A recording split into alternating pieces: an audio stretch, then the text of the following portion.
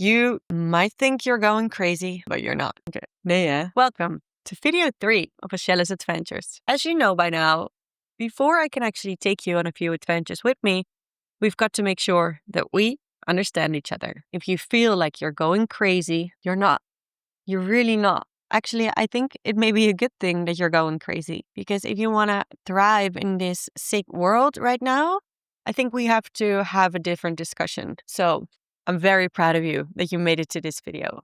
And yes, a little bit crazy can be a little bit scary. And that's okay, because all it is breaking with the norm or breaking with whatever has been given to us. The thing is, what has been given to us turns out to be even sicker than we thought. So who's the crazy now? Huh? According to a few books, yes. That's why I don't share my story with every doctor that I come across, but I am sharing it with you. Step by step, though. I don't want to overwhelm anything, and we're dealing with something that has been built, not in one day, so I'm also not going to share everything in one day. Today, I'm going to talk about 3 things that might happen to you that make you feel like you're going crazy, but actually, it's a good sign. It means you're waking up. Call it the matrix, the norm, the old world, the sick world, the whatever kind of world. We're here to build something new. And I think we've started with the chaos. So it's time. It's the right time to start waking up. Don't worry, you're not crazy. It's all part of it. Number 1, synchronicity increases. Obviously, you've got to open your eyes if you want to wake up. Like that's step 1, right? Beginner stuff. It's what we all do every day. It's about following the subtle signs that basically flirt with you. They're always there. It's all about whether you want to take them. The little hints. I remember, for example, that when I started waking up, it started with the numbers. So suddenly I saw 88 everywhere I went, like fully 88, like up to a level where the new address that I needed to be, house address number 88. Then I go to a store and my receipt is €8.88. Then I tanked my car full and it turns out to be €88.88. And it's very dangerous in this world that when you open up about this to the wrong people because they're scared to open up themselves, they're probably going to give you the feeling that you're crazy, because they don't want to deal with whatever they have to deal with. And that's not your problem. So that's why I'm really glad that you found this video, because you're not crazy. You really are not. It's not a matter of sharing. It's when and how. And that's a good lesson, because not everybody can take what we're dealing with. And apparently that's not time yet for them to know what's really going on. I don't know what's going on. Literally, I have no idea. But I do know that there's more to this than what they want us to know. You can look up the meaning of different numbers. There's this whole thing called numerology. If you want to Google something, I would go into that, because it's spot on what kind of life you're living here and who you are. And if you look at your birth dates and your phone numbers, it all carries value. And there are even people who can see colors with numbers or colors with several tones of music. So I would also say trust your intuition about when you can talk about it with people and when not. Like, there have been different moments in my life where I knew I could talk about it because it was just one-on-one connected. For example, I remember that when a friend and I in the past, we went for a little hike and we had first a little coffee at my house. And there was this short moment that we were just in my own house and suddenly I could smell tennis balls. Do you know what I mean? Like the fresh scent of the new tennis balls when you just open up the can. It's like a very specific scent. And I was like, whoa, do you smell that too? I smell tennis balls? Tennis balls? Like, that's a specific scent. And then my friend was like, no, I don't actually. But I was like, okay, well, we didn't think much of it. We just went on with our day and we had like a nice get together. And then we get home and I thought we were just proceeding with life. And she calls me when she is on the highway in her car. And she said, you never guess what just happened. I was driving on the highway. There was nothing in the neighborhood that could even seem like something could happen. And out of nowhere, a tennis ball just went on the highway and it almost hit my car. But because my brain was prepped and warned when you talked about smelling tennis balls earlier this afternoon, suddenly I could see it coming. because I could immediately recognize that that was a tennis ball and it shouldn't have been there. It was a highway, like a freeway. Like there was nothing, I don't know, maybe a tennis court was in the neighborhood, or was it from a car?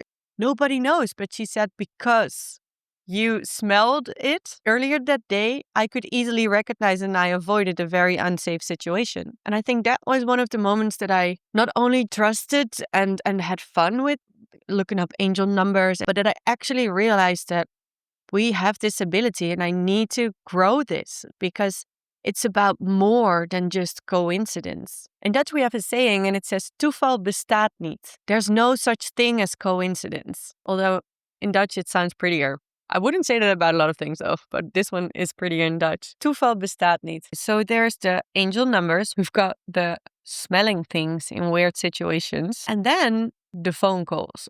When you just think of somebody and then somebody calls. Or you're thinking of somebody and you get a message from that person in exactly the same time. It happened too many times with me, especially when I was on the beam. Well, when I'm on the beam, I don't even realize it. It's all just going in the flow. If you would have had my experience, you would have zero doubt that this is what it is. But yeah, I also was taken in because I was psychotic and I had experience with crisis service because I started to catch demons in my own paintings. And, it's not like I failed at it. I was actually quite good at it. And then I started to get really freaky. So I'm not doing that anymore. Don't test me. No, I'm not doing that anymore. But so it's easy to go overboard. And I did reach a bottom in that. So I would say just be careful a little bit with who you share what with. And don't limit yourself to talking to people who would not be able to understand. Sign number 2 that you're not going crazy, you're just waking up, is that your whole life starts feeling fake. Like when I came back from a very big adventure into the darkness this last winter, I went to northern Norway and I basically spent 8 days in the dark, which for me was the longest time that I did not see the sun come up in any way. And I'm saying 8 days, but it felt like 9 months. And I'm going to elaborate on this in another video. But I remember when I came back and I had gone through so many spiritual transformations. I remember being in a hotel room and there was like a clock on the television there. And I could see the numbers and it said something like 3:31 p.m. And I just could not seem to find meaning in what those numbers meant. As before, I do remember that when I started waking up, I could just see people perform. And I could see people perform a role that probably didn't fit anymore for a long time. It's a lonely road sometimes. That's why I'm making this channel, because, I need to talk about it with people in other parts of the world that I haven't met yet to understand what I'm going through, because it's real. It's very real. It's so real. People don't know how real it is. Even though they don't understand, doesn't mean that it's any less real. When your old life starts feeling fake, it's probably because you start seeing things in a way that you've never before. And you start seeing the scripts and you can see the repetition in people's lives or in their words or in the way they handle things. So even though it may be a little lonely, that's why I want you to come here on this channel and share with me so you don't have to be lonely anymore. You're not doing it alone, but it can feel a bit lonely. That's true. We're not here to crack cocoons open. So we're going to let caterpillars evolve into butterflies on their own level. But hey, we're flying here and it's not always pretty what we're seeing here. It's still better for me to see the reality and the real version of the shit show that's going on than to pretend that everything is nice and it turns out that it's fake. I'm rather in pain than in something fake. I don't do well with illusions, even though a lot of people would have labeled me that I have a rich fantasy and that I'm very creative with my mind. And yeah, what is that? Like a creative mind?